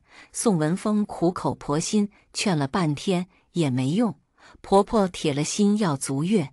公公已经陪床3天了，早已经疲惫不堪，满脸憔悴。宋文峰一来，他就回家休息了。婆婆在第2天双眼已经看不清时，才放弃足月，同意了剖腹产。于是宋文峰的弟弟和儿子差了3天先后出生，并且是儿子大，弟弟小。不巧的是，宋父陪产3天就血压升高，头晕恶心，医生叮嘱要好好静养，不能再劳累。于是重担都落在了宋文峰身上。小叔子是早产，身体很虚弱，一出生就放在保温箱里。宋文峰每天在家里做饭，带到医院给母亲，又抽空去儿科看弟弟，每天忙得团团转。让宋文峰难过的是，他妈多次拖着虚弱的身体去看弟弟，却自始至终都没有问孙子的情况。本以为生活就可以这样安定下来了，宋文峰努力工作赚钱，我妈照顾我和孩子。但是很快更大的麻烦来了。那天，我妈正在给我煲鸡汤，我逗弄着婴儿床里的儿子，门突然被推开了，进来的竟然是公公和婆婆。原来小叔子患上了新生儿肺炎，医生建议转院治疗。公公婆婆带着小叔子来到省城找宋文峰，宋文峰带着父母和弟弟到了医院，各种托关系找熟人，安排床位，终于让小叔子住进了医院。公公婆婆早就累瘫，特别是婆婆，50岁的人了，生孩子月子都没有坐，就风尘仆仆带着孩子四处看病。本来公公已经让宋文峰在医院附近租好了房子，方便老两口随时去医院看孩子。可没想到，婆婆吃不惯外面的饭菜，嫌油腻，于是公公提出让我给婆婆做些清淡的饭菜，再煲些滋补的汤，全然忘了我也是个刚生完孩子的产妇。当然，宋文峰没敢和我说，他知道我妈很不容易，每天从早忙到晚，一大早出去买菜做饭，洗涮小孩的衣服被褥，喂奶粉，做月子汤，做家务，照顾我们一家3口吃喝拉撒，现在还要再加2个人的饭菜。他是无论如何张不开这张嘴。宋文峰在小区楼下的小饭店找老板娘商量，能不能每天做2个人的饭菜，家常口味的就行。看在他给的钱多的份上，老板娘答应得很爽快。这也是老板娘后来才告诉我的。吃饭的问题解决了，但是很快新的问题又来了。婆婆觉得宾馆憋闷、喧闹，休息不好，也不方便洗衣服、晾衣服，也没有厨房，想吃什么都不方便，提过来的饭菜不热乎，吃了不舒服。于是公公理直气壮地带着婆婆上门了。他想住在我家，想着住在家里肯定方便。我们买的是2室1厅，我们俩住一间，我妈住一间，并没有多余的房间给这老两口住。公婆突兀的到来让我和宋文峰很吃惊，特别是宋文峰，他的嘴张得大大的，显然不知道父母竟然自作主张地找上门了。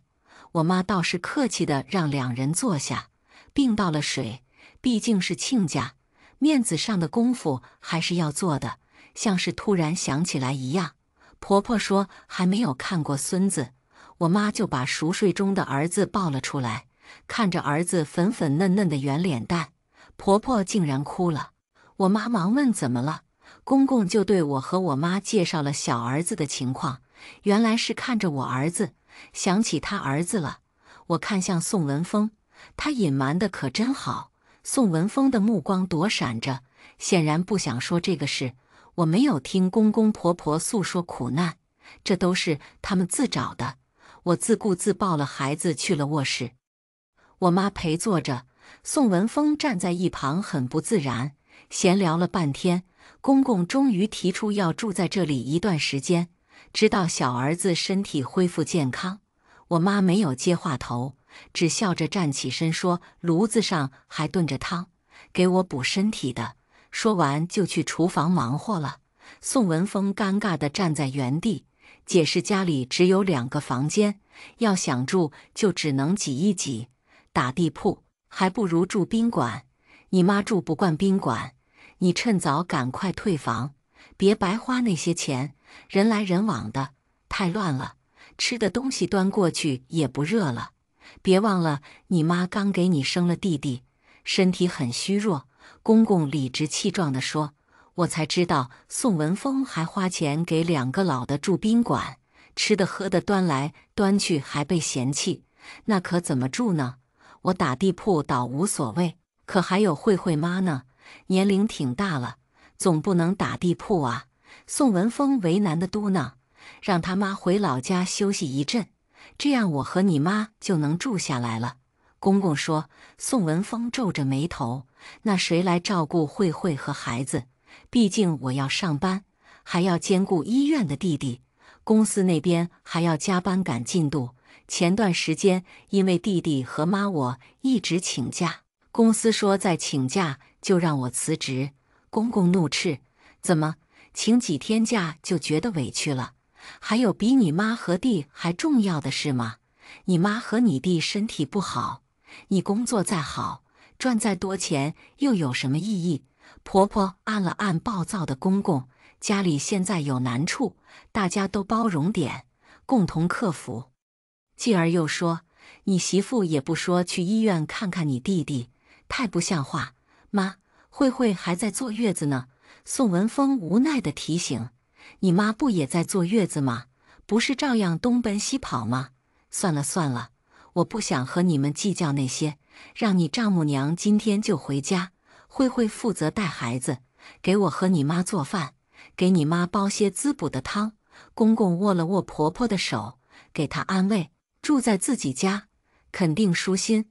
你能好好休息休息，养养身子。”趴在门缝偷听的我再也听不下去，推门走了出来，声音尖利：“自己家？这家和你俩有什么关系？你俩出1分钱了？这房子是我妈买的，我和文峰都住我妈的房子，凭什么让我妈走？另外，别打我的主意，我还在坐月子，不会给你俩做饭，更不会煲汤。”公公变了脸：“你们有赡养我们的义务，爸还没有退休，还领着工资，就需要我们赡养。好吧，赡养费1个月多少钱？我们出。”我说：“我们现在要在这里住段时间，等你弟弟身体好了，我们就走，不需要你们出钱。”婆婆说：“凭什么要住在我妈的房子里？你们的房子一套都舍不得给我们，反倒要住在我妈买的家里。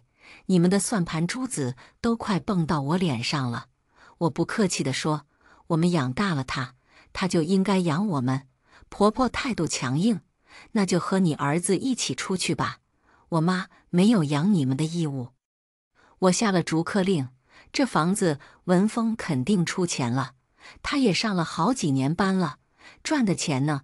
公公说：“你儿子吃饭穿衣不花钱，生小孩不花钱，买奶粉不花钱，你当小孩是吃风屁长大的。”我妈拿出了购房合同和交款记录：“亲家，这是交款记录，钱是我交的，房子在慧慧名下。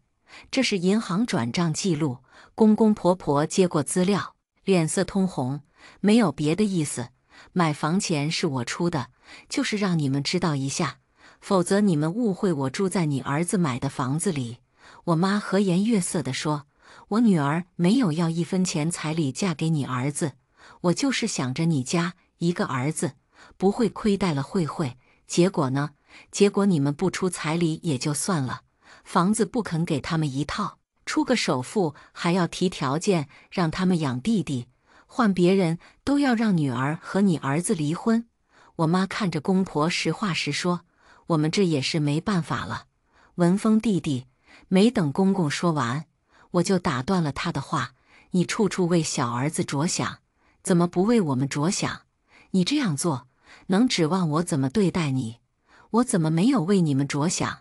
我生了孩子，你都没有回去看一眼，到了省城，你也不去看看你弟弟，我和你计较了吗？”婆婆的眼圈发红，像是受了天大的委屈。“我的孩子先出生，你心思这么细腻，怎么没有来看一眼？当奶奶都知道给孙子戴金锁，你准备了吗？”我问。一边的文峰拽我手臂，让我少说2句。我甩开了他的手：“我这不是来不及吗？你弟弟生了病。我直接打断婆婆的话，来不及，我怀孕9个月，你来不及买金锁。婆婆张了张嘴，没说出话来。文峰终于开口，都少说2句吧，口口声声一家人，自己的钱看得比什么都紧，还要文峰出钱出力的帮你们。感情我们俩的钱是大家的钱，你俩的钱就是你小儿子的钱。我继续不留情面地拆穿公公婆婆的心思。文峰帮我们是应该的，我们养大了他。公公不服气地插话，真可笑，他现在有老婆孩子需要养活，你们却要求他天天围着你们转，班都不能好好上。公司要是让他辞职了，你俩给我儿子买奶粉、尿不湿吗？我继续说，憋在心里好久了，不吐不快。可文峰却拉着我往卧室推。好了，少说2句。文峰，你放开慧慧。半晌没说话的妈制止了文峰拉我的行为。我觉得慧慧说的没错，我本来不想让慧慧生气。慧慧刚在医院生下孩子，你就回家看你妈，看你弟，一待就是好几天。我都帮你瞒着慧慧，但是以后呢？你家的事这么多，你能这样3天2头请假回老家，对慧慧母子不管不顾吗？这家能成天这样鸡飞狗跳吗？你别忘了，你和慧慧还有你儿子才是一家人，你有养儿子和老婆的责任。亲家，你说这话我就不爱听了。什么他们才是一家人？我是他父母，赡养我们是他的义务，我们有事他就要请假，必须随叫随到。难不成以后慧慧不能养你了？公公反唇相讥，作为父母，应该和孩子保持合理的距离。我能自己干的事，绝不会麻烦他们，更不会一把年纪给自己和孩子找不痛快。我妈不客气地说，你的意思是我们故意给文峰找麻烦？这生孩子谁知道会生病？公公不服气，既然你们决定一把年纪生2胎，那就负起责任，别让小2口为你们的决定买单。妈说，这，我们也是没办法了。公公依旧不服气，故人啊，在大儿子身上1分不花，钱都攒下来了，那就该请保姆请保姆，该找护工找护工，这样文峰也能安心工作赚钱。毕竟他们还要养孩子，还有房贷要还。我妈说得干净利索，公公婆婆面面相觑，没有说话。显然我妈说到了点子上，老2口就是想着有事就找文峰，让他出钱出力，这样他俩的钱就省下来了。既然今天都在这里，那我们就把话说清楚了。我结婚，你们家没出彩礼，买房也没出1分钱，你们都把钱留给小儿子，以后除非你2老需要我们赡养，其余的事别找我们了。我们家底单薄，经不起你们这样消耗。我看着公婆说，这次文峰就帮你们给小儿子看病，孩子好了以后不要再找我们了，更别想着让文峰请假回老家。你能做到吗？我转脸看着一脸纠结的老公，这次我下定决心，不再纵容他们一家了。那不行，文峰是大哥，照顾弟弟天经地义。婆婆一口拒绝，天经地义？娶媳妇出彩礼是天经地义吗？给我们分1套房是天经地义吗？伺候儿媳妇坐月子是天经地义吗？带孙子是天经地义吗？给孩子戴金锁是天经地义吗？你做到什么了？我咄咄逼人，公公和婆婆哑口无言。对，你们做到了让宋文峰净身出户。我强调，公婆依然保持沉默。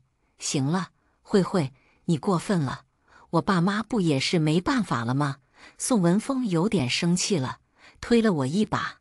文峰，要是你觉得父母、弟弟让你难以割舍，我拖累了你孝顺的脚步，那我成全你，我们离婚。我一字一顿地说，我实在不想和这一家人纠缠了。只要想想下半辈子天天和公婆、小叔因为琐事发生争执，我就觉得累。我妈没有吭气，显然我妈支持我的决定。文峰，你看看你娶了个什么东西？别人娶媳妇都很孝顺，你倒好，娶了个搅事精。离，和他离！公公骂道：“爸，你说话别这么难听。慧慧不是那种人。”宋文峰又开始和稀泥，没什么好说的了。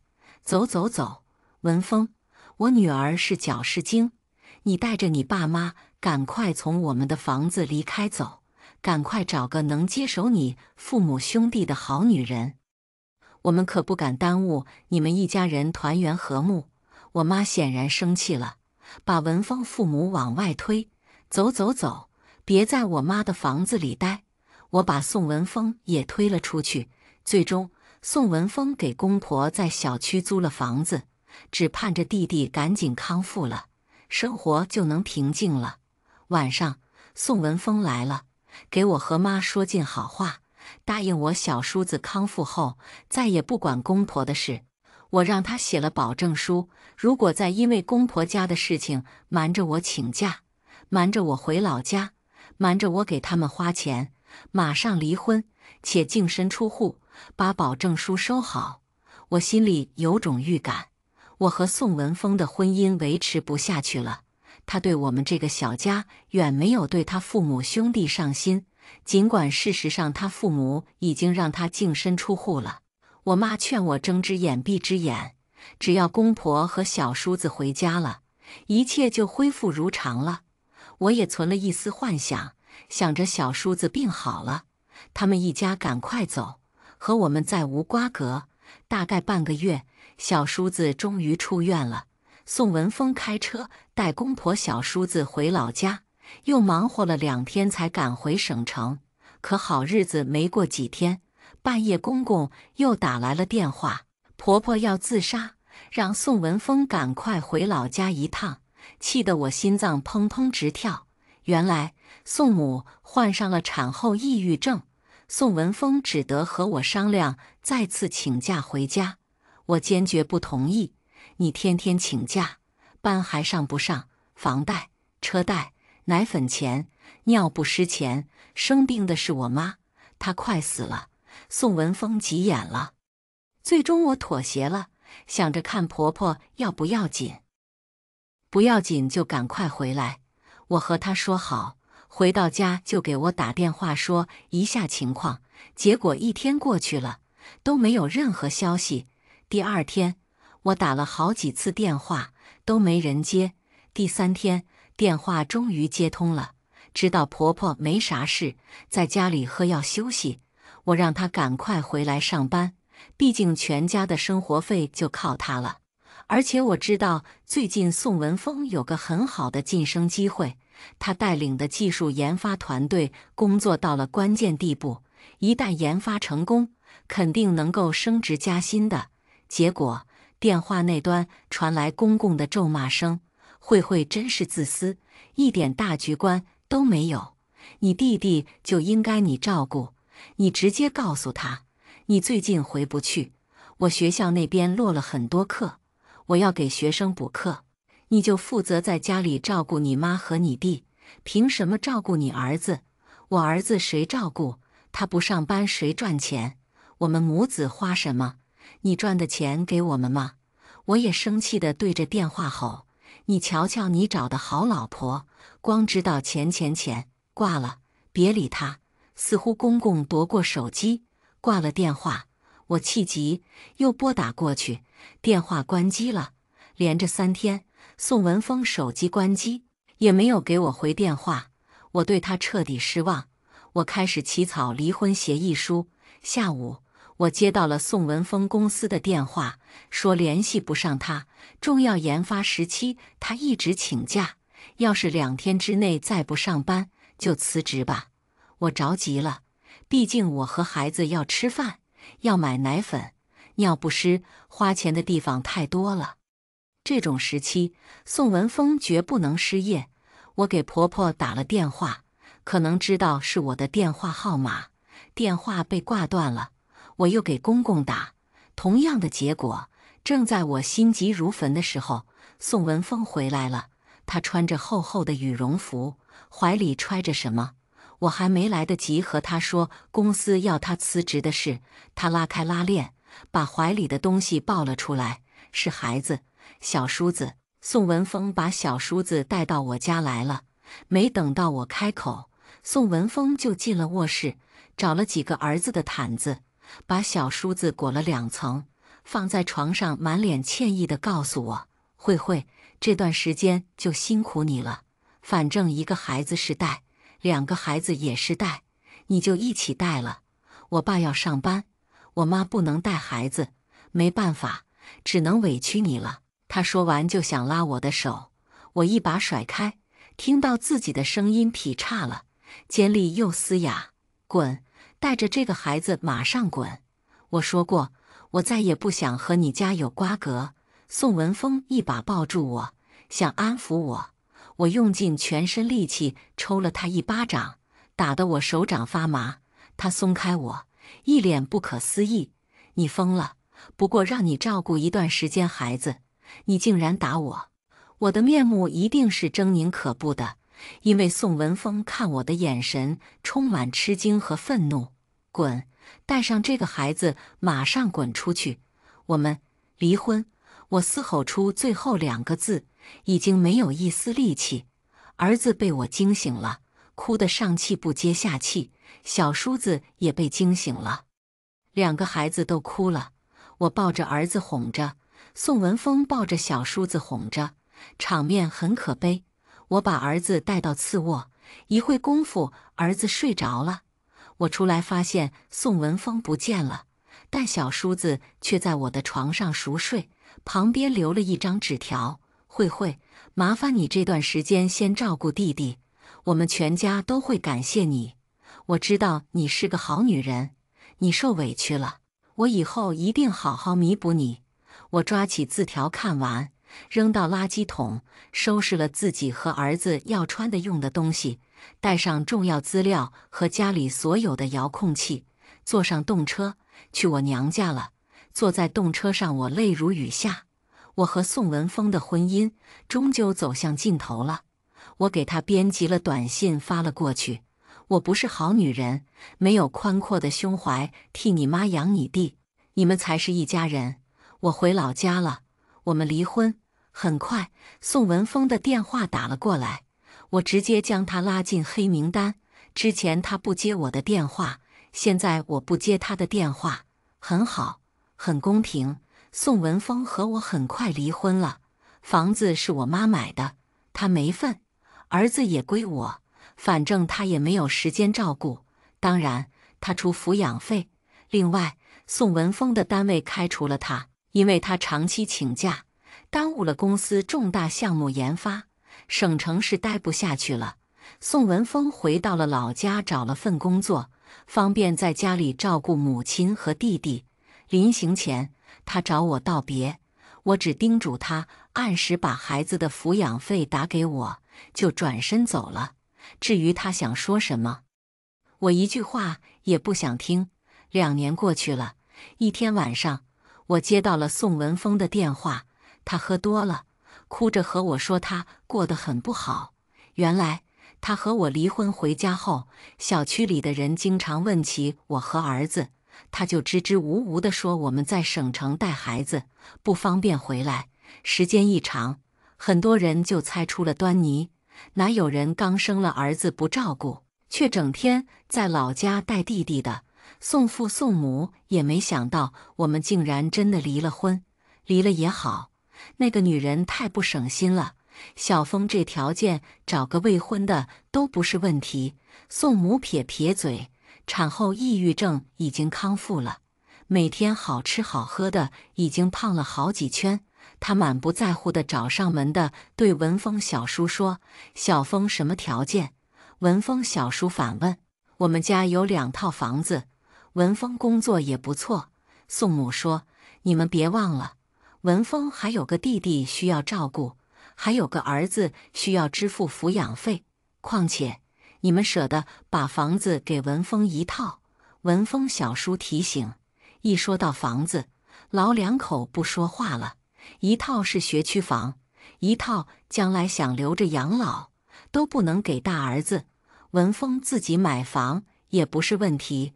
宋父说：“你们试试就知道文峰的条件怎么样了。”小叔丢下这句话就气冲冲地走了。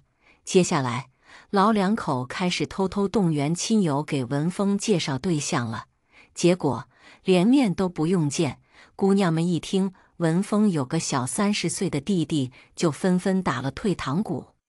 谁都不想新生活还没有开始，就有快绊脚石挡路。听到亲友们反馈回来的信息，宋父宋母皱紧了眉头。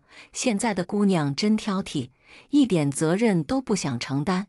没办法，老两口把相亲对象的标准降了降，学历工作无所谓，长相身高差不多，未婚就行。半年过去了，两个老的望眼欲穿，依然没有任何消息。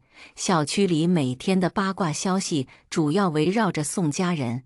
宋父宋母臊得不好出门，只想赶紧解决宋文峰的终身大事，证明是我瞎了眼，丢了世界上最好的男人。可是宋文峰的条件很困难，只能再继续降低标准了。离异丧偶的也行，只要没有生过孩子就行。过了2个多月，婚介所终于介绍了一个离异的，长得矮了点，好在没有生过孩子。房子有吗？没人问宋父，峰儿自己能买得起。宋母答：那不行，没有房子就不说了，现在谁结婚没有房子呢？靠自己赚钱买房，那生活质量都要下降的。矮胖的女人站起身子说：哦，略作沉思。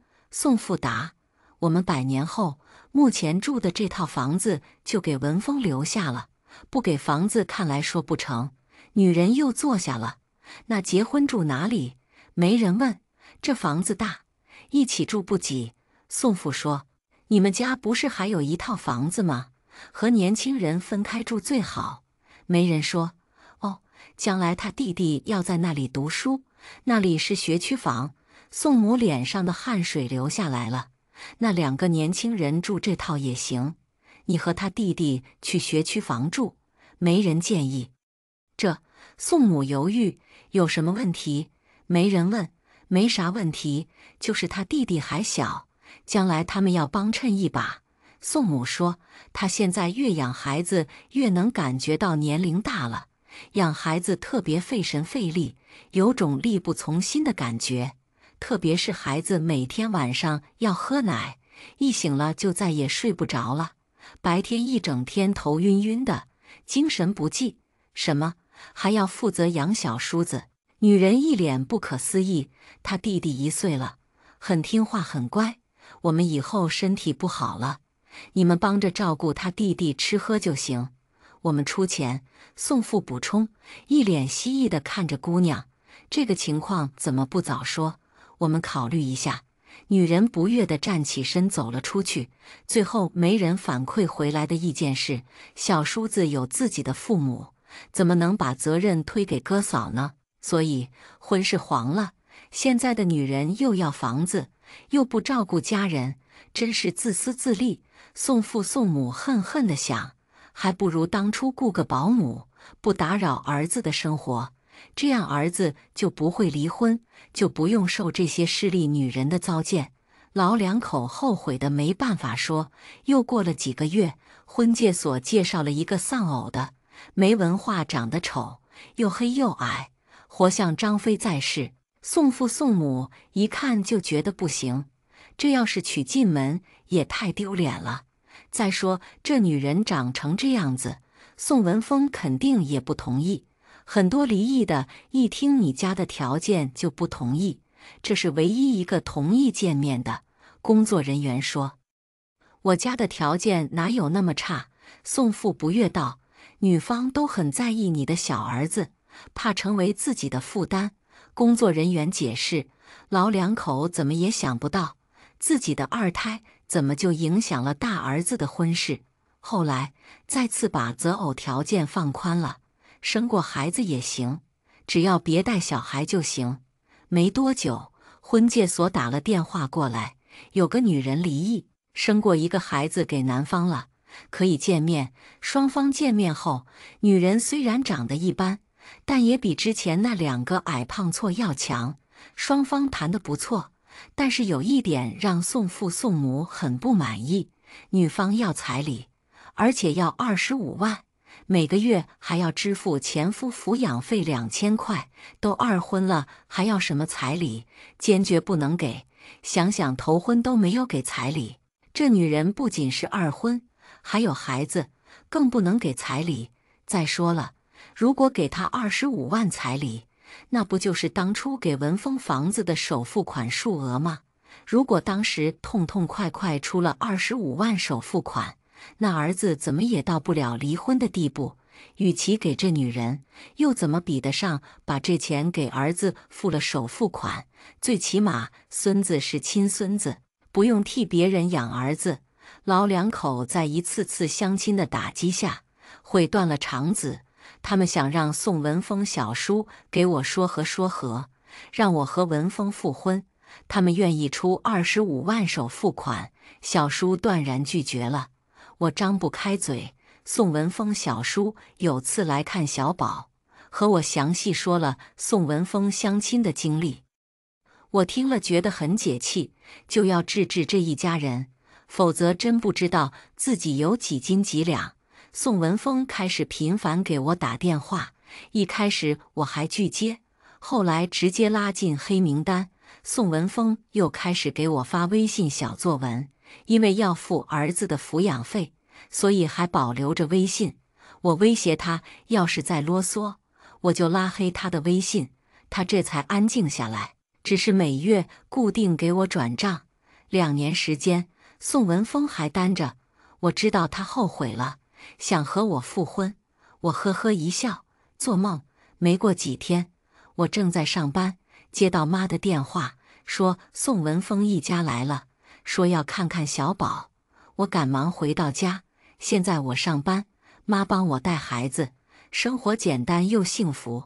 而宋文峰一家人的电话都被我拉黑了，打不进电话，直接就找上门了。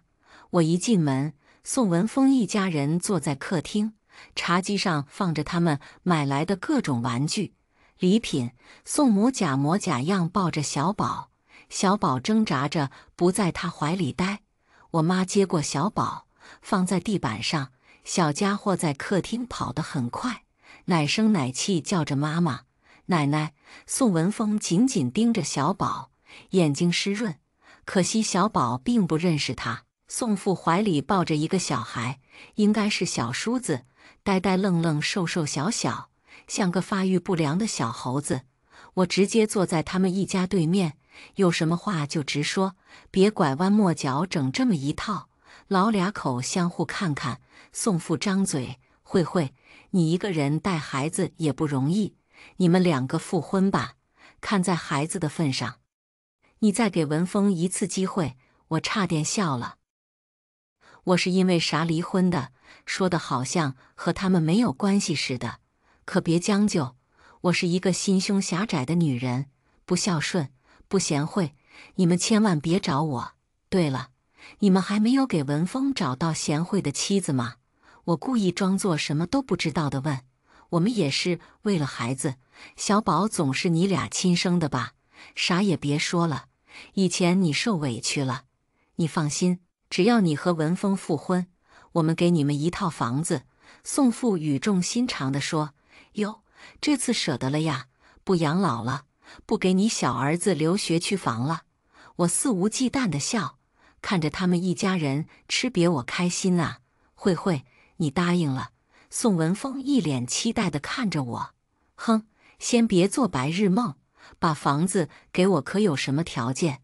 我就想逗逗这个贪婪的老头。宋父宋母2人对视一眼，宋母开口：你也知道咱家的情况，你们弟弟还小，以后肯定还需要你们帮衬。当然，钱我已经都留好了，就是你们要多上点心，毕竟是亲兄弟。宋母遮遮掩掩地边说边看我的脸色，可我不会养你的孩子，要不然也不会离婚，这一点还用再说吗？我微笑着看着眼前的一家人，宋父宋母的脸色变了变，宋文峰的脸色也变得很难看。现在孩子已经大了，不像小时候比较难管了。宋母解释：“哦，很快到了上幼儿园的时候了，老师会布置各种作业，折叠手工、野外观察、整理家务。文化课学习，这不是苦难才刚刚开始吗？”我差点笑出来。怎么，想让我当免费保姆？不仅是免费保姆，还是便宜儿媳，不要彩礼的儿媳是吧？文峰，你爸不愧是老师，150斤的人，149斤心眼子。宋母和宋父的脸色变得很难看。我爸妈不是这个意思。宋文峰忙解释：“你可是当老师的，想把责任推给别人。不是你们当初死活要生2胎吗？难不成只管生不管养？只图床上那会快活舒服，只生不养，那不和畜生一样吗？”我看到他们一家人的脸色变得铁青。慧慧，你现在说话怎么这么刻薄？宋文峰难以置信，对什么人说什么话？你们一家人这么刻薄，我自然要说刻薄话。我一把年纪，你竟然这样说我和你爸？婆婆嘴唇哆嗦，什么我爸？我可没有这种畜生爸。另外，我说的不是事实吗？你俩不就是只管生不管养吗？和外面的野狗有什么区别？慧慧，你过分了，你竟然辱骂老人！你，公公气得捂住了心脏。瞧你们激动啥？做都做了，还怕人说出来？既然你们不想听实话，那就从我家里滚出去！滚滚滚！我指着门，一脸不耐烦，骂了半天，乳腺通畅了。一家人坐在沙发上没动，显然他们没想到我不按套路出牌。他们以为我会很有礼貌地和他们摆事实讲道理，以理服人。没想到我现在变得这么野蛮粗鲁。慧慧，我们毕竟是孩子的亲奶奶爷爷，孩子总不能管别人叫爷爷奶奶吧？爷爷奶奶，脸呢？你的脸呢？你做了什么爷爷奶奶做的事？带过1天吗？给过1分钱吗？连傻子都知道给孙子戴金锁，你呢？你给过啥？还有你还好意思说是孩子爸爸？你带过孩子吗？知道他什么时候会走路，什么时候会说话吗？既然你眼里只有你妈，你弟，那就把弟弟当儿子养得了。以后你弟为你养老送终。宋文峰不由站了起来，他的眼神充满悲痛和哀伤。慧慧，孩子需要父亲。你看，小宝现在都不会叫爸爸，那是因为他爸爸不在跟前。我拿出手机，给某人打了视频电话。电话接通时，小宝欢快地跑过来，快乐地喊着爸爸爸爸。一家人再也坐不住。宋父怒气冲冲：“你这个水性杨花的女人，这么快就找男人了，真是耐不住寂寞！”我一脚踹掉桌上的烟灰缸，烟灰缸砸在宋父裆部，痛得他捂住裆部龇牙咧嘴。爽，真爽！让你没事乱造人，我早就应该给这老家伙一脚的，这一脚太晚了，人已经造出来了。是啊，我一找就能找到。你看文峰找了2年多了，就是找不到接盘侠。我无所谓的笑说：“你真是，你找了也不早说，害我们跑这么远。”婆婆颤抖着手指着我，我没客气的直接上手打掉了她指着我的手。指什么指？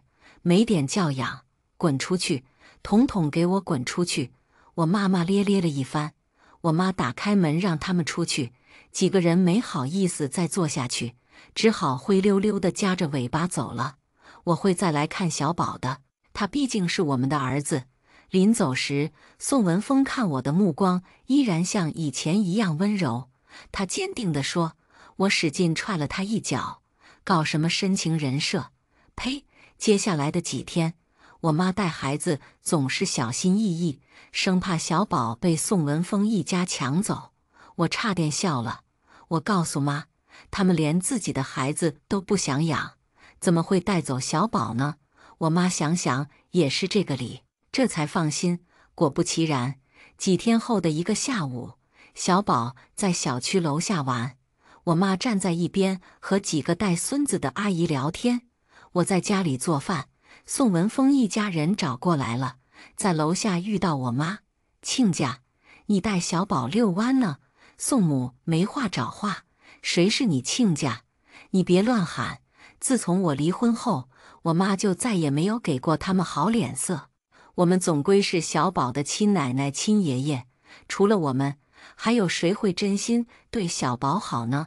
宋父补充：哟，这是小宝的亲爷爷奶奶呀，可从来没有见过呀，得了个便宜孙子，不用养不用带，只宣示主权啊！可不是，不愧是当老师的，心眼子真多。几个阿姨说笑着，声音传到一家人耳朵里，脸都烧红了。对小宝好？你们怎么对小宝好了？带了多长时间？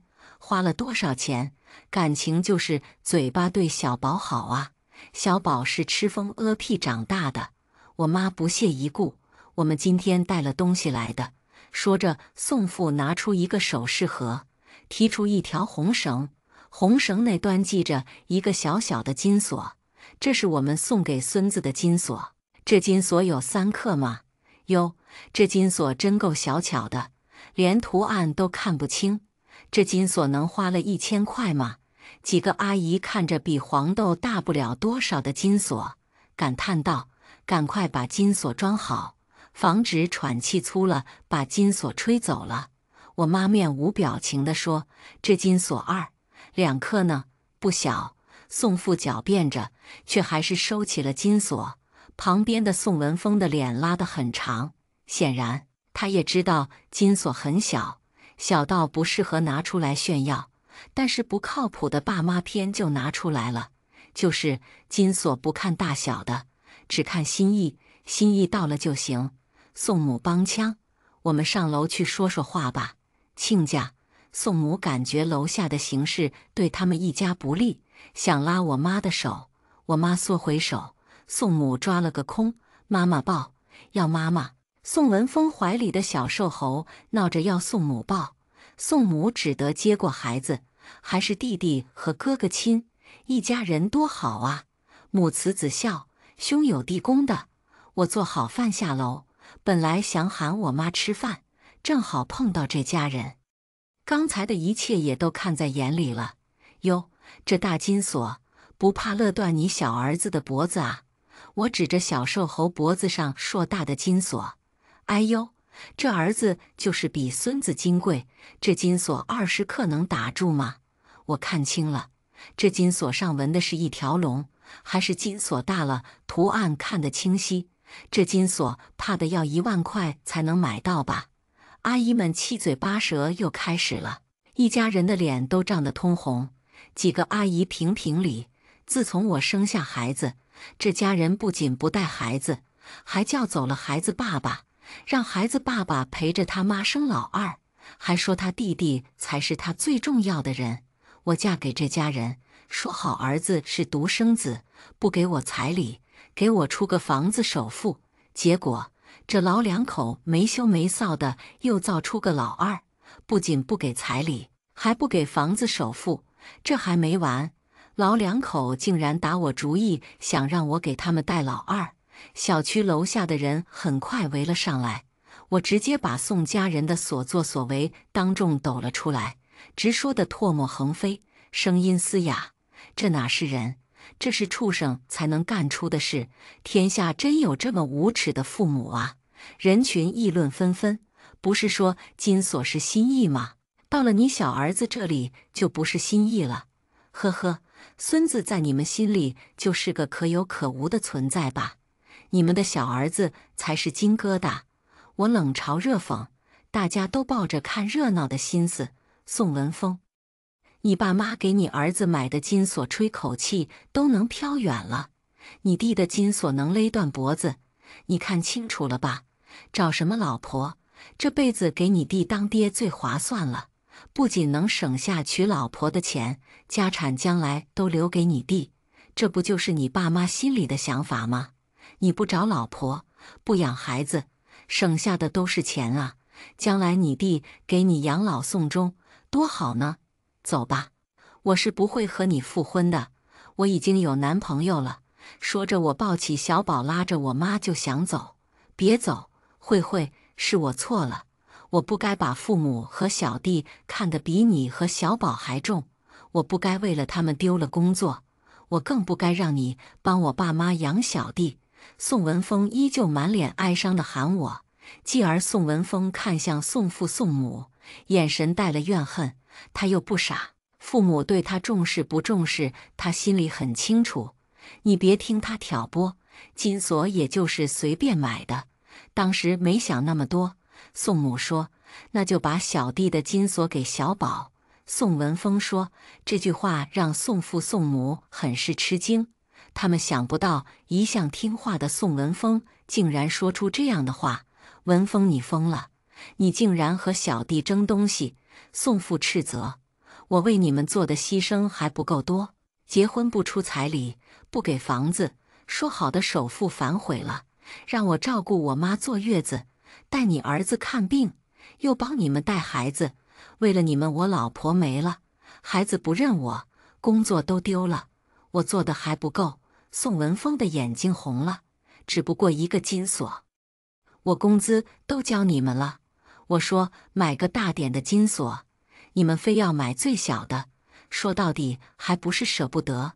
你们千方百计压榨我，就为了让我替你们养小儿子，我在你们心里一点位置都没有。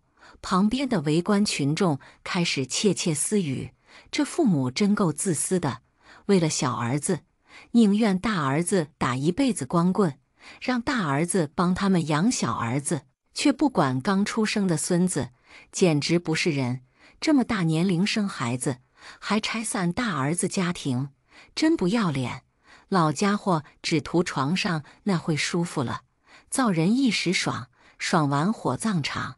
围观群众的话像一记记耳光，打得宋父宋母满脸通红。把小弟的金锁给小宝。宋文峰要去摘小弟的金锁，被宋父打开手，等晚上回到家再摘。绳子这么结实，哪能摘下？我这里有剪刀，需不需要？一位正在绣十字绣的阿姨举着一把小小的剪刀问：“要不要？”宋文峰和宋父同时说。宋文峰接过小剪刀，就去拽宋母手里小弟的金锁。宋父一把拦住，呵斥道：“你疯了！你真想拿走你弟弟的金锁？